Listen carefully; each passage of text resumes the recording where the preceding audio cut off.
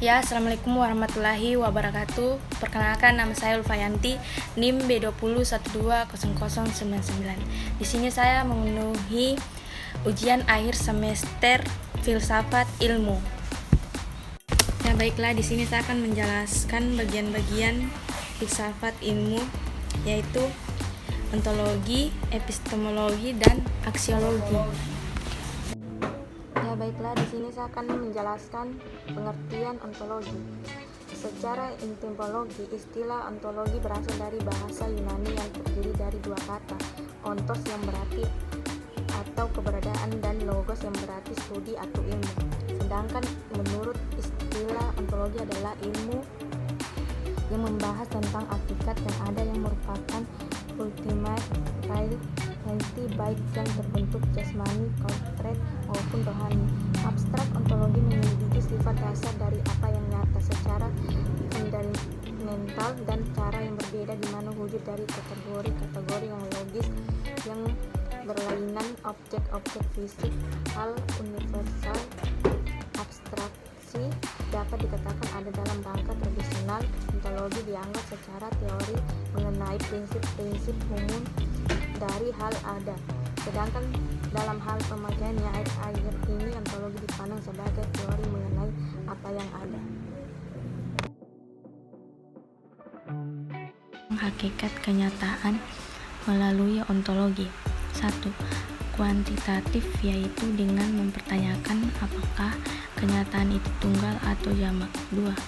Kualitatif, yaitu dengan mempertanyakan apakah kenyataan realitas tersebut memiliki kualitas tertentu, seperti misalnya daun yang memiliki warna kehijauan, bunga mawar yang berbau harum. Dasar ontologi ilmu.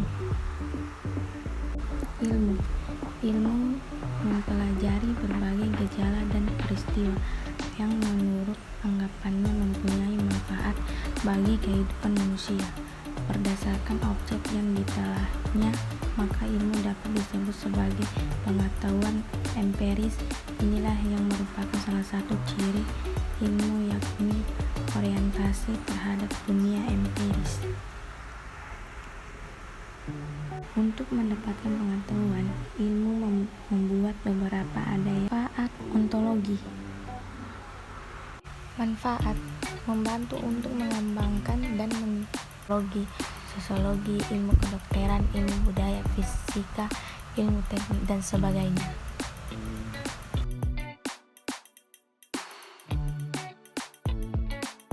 Epistemologi menurut beberapa ahli. 1. William S. Sahakin dan Mabel Lewis Sahakian. Epistemologi merupakan pembahasan mengenai bagaimana kita mendapatkan pengetahuan, apakah sumber-sumber pengetahuan, apakah hakikat, jangkauan, dan ruang lingkup pengetahuan, sampai tahap mana pengetahuan yang mungkin untuk ditangkap manusia. 2. Menurut Musa Asy'ari, epistemologi adalah cabang filsafat yang membicarakan mengenai hakikat ilmu, dan ilmu sebagai proses adalah usaha yang sistematik dan metodik untuk menemukan prinsip kebenaran yang terdapat pada suatu objek kajian ilmu. 3. P.H. Dono Hadi menyatakan bahwa epistemologi adalah cabang filsafat yang mempelajari dan mencoba menentukan kodrat dan skopet pengadaian dan dasar serta bertanggungjawaban atas pernyataan mengenai pengetahuan yang dimiliki. Menurut D.W. Hamdin, epistemologi sebagai cabang filsafat yang berurusan dengan hakikat dan lingkup pengetahuan, dasar dan pengadaiannya serta secara umum. Hal itu dapat diandalkan sebagai penegasan bahwa orang memiliki pengetahuan. 5. Menurut Dagobert Brunner, epistemologi adalah cabang filsafat yang membahas sumber, struktur, metode, dan validitas pengetahuan. Sementara itu, Azumardi Azra menambahkan bahwa epistemologi sebagai ilmu yang membahas tentang keaslian, pengertian, struktur, metode, dan validitas ilmu pengetahuan, kendati ada sedikit perbedaan dari kedua pengertian tersebut, tetapi kedua pengertian ini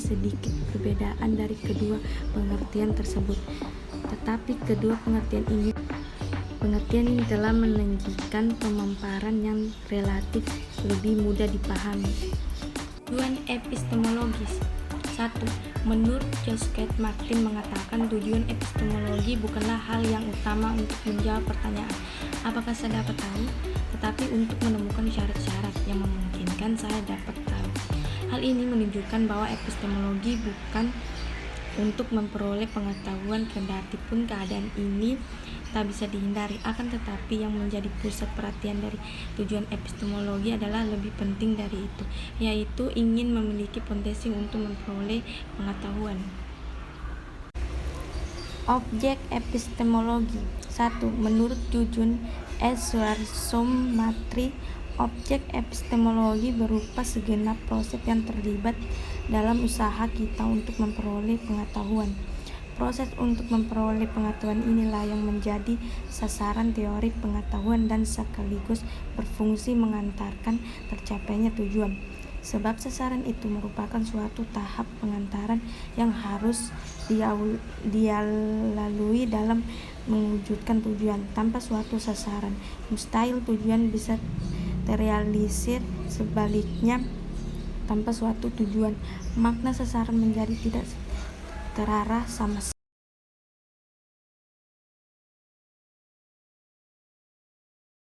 Dan aksiologi. Dalam bahasa Yunani, aksio, ilmu, logos, nilai yang berkaitan dengan kegunaan dari pengetahuan yang diperoleh. Objek aksiologi. Etika. Membahas kritis dan sistematis kajian-kajian moral, merupakan cabang filsafat tertua. Tujuan agar manusia mengetahui dan mampu mempertanggungjawabkan apa ia lakukan. Estetika. Mempersoalkan tentang nilai keindahan. Keindahan mengandung arti bahwa di dalam diri segala sesuatu terdapat unsur-unsur yang tertata secara tertib dan harmonis dalam satu kesatuan hubungan yang utuh menyeluruh. Landasan aksiologis. Dalam Kamus Filsafat Sudarsono, aksiologi berarti suatu ajaran tentang kebenaran hakiki yang menjadi tujuan hidup manusia. Misal, ajaran agama, atau dapat juga berarti 1. Ajaran tentang nilai-nilai dan sistem. 2. Nilai dalam ilmu filsafat. 3. Cabang filsafat yang membuat tentang nilai. 4. Filsafat nilai. Katsof. Aksiologi adalah ilmu pengetahuan yang menyelidiki hakikat nilai yang umumnya ditinjau dari sudut pandang kefilsafatan. Barnett juga menjelaskan bahwa aksiologi adalah cabang filsafat yang menyelidiki tentang nilai-nilai, menjelaskan berdasarkan kriteria atau prinsip tertentu apa yang dianggap baik di dalam tingkah laku manusia. Filsafat aksiologi dan kaitannya, di mana ilmu filsafat adalah ilmu yang membutuhkan suatu kebenaran, ilmu yang menumbuhkan suatu hasil dari para ahli, yang pasti dinilai tingkat kebenarannya, tingkat kehasilannya, keaktualnya. Dalam kaitan antara nilai guna ilmu, baik itu ilmu umum maupun ilmu agama, tak dapat dibantah lagi bahwa kedua ilmu itu sangat bermanfaat bagi seluruh umat manusia. Dengan ilmu seseorang dapat mengubah wajah dunia. Nilai itu bersifat objektif.